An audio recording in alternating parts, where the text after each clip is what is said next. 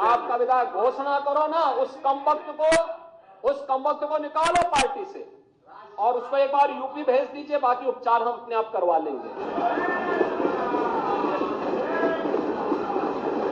जो व्यक्ति छत्रपति शिवाजी महाराज की परंपरा पर गौरव की अनुभूति करने की बजाय लज्जा महसूस कर रहा हो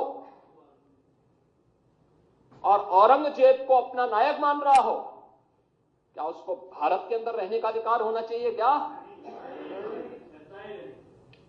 और समाजवादी पार्टी को इसका जवाब दे। धर्मांध मंदिरों को तोड़ने वाले व्यक्ति को, भारत की आस्था को निर्ममता के साथ रौंदने का कार्य करने वाले व्यक्ति को महिमा मंडन करते हो। आखिर कौन सी नस ऐसी आपकी दबी हुई है कि आप लोग अपने उस व्यक्ति पर, उस विधायक पर नियंत्रण नहीं कर पा रहे हैं? समाजवादी पार्टी को इसका खंडन करना चाहिए और समाजवादी पार्टी को उसको बाहर निकाल देना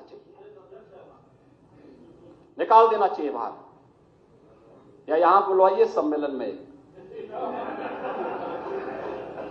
उत्तर प्रदेश तो ऐसे लोगों का उपचार करने में बहुत देरी नहीं करता है। मैं तो देश में ही रहता हूं, मैंने तो कोई ऐसी बात नहीं बोला है। अब योगी जी की सरकार है, यहाँ पे जो है हमारे फडणवीस साहब की सरकार है और हमारे एकनाथ शिंदे साहब की सरकार है। अगर इस सरकार में डिक्टेटरशिप है, इसमें जो है लोकशाही नहीं है, डेमोक्रेसी खत्म हो चुकी है, तो गलत हिस्ट्री दिखाई जा रही है।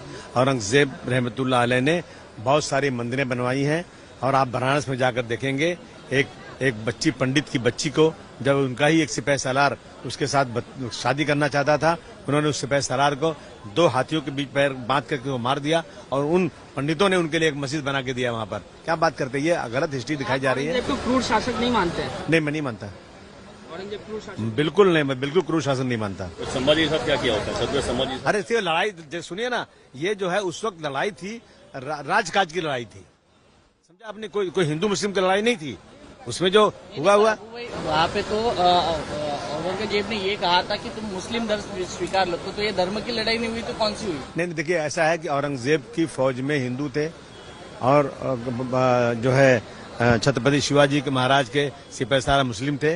ये हिंदू मुस्लिम लड़ाई बिल्कुल नहीं थी। अच्छा, आप ये बताइए कि औरंगजेब को किस प्रकार इतिहास में याद रखा जाना चाहिए, कौन से शासक के तौर पे याद रखा? मैं एक ही बात बोलूंगा, औरंगजेब के जमाने में भारतवर्ष जो है सोने की चिड़िया था। हमारी सरहद जो है अफगानिस्तान, बर्मा तक बढ़ी हुई थी, समझा आपने?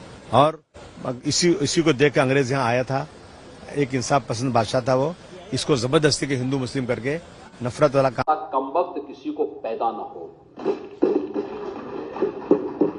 उसने आगरा के किले में अपने बाप को कैद करके रखा, एक एक बूंद पानी के लिए तरसाया।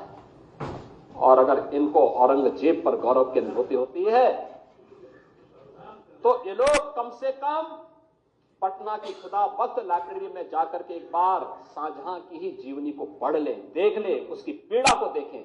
हाँ, जिनका आचरण औरंगजेब जैसा है वे लोग तो औरंगजेब पर गौरव की अनुभूति करें, लेकिन भारत को कम से कम इस पर न करें और समाजवादी पार्टी को इसका जवाब देना चाहिए।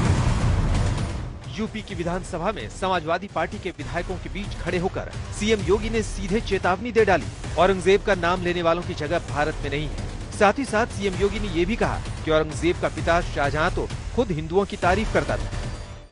भारत की आस्था पर प्रहार करने वाला दुर्दांत, धर्मांत, क्रूर शासक, उसको समाजवादी पार्टी आदर्श मानती है।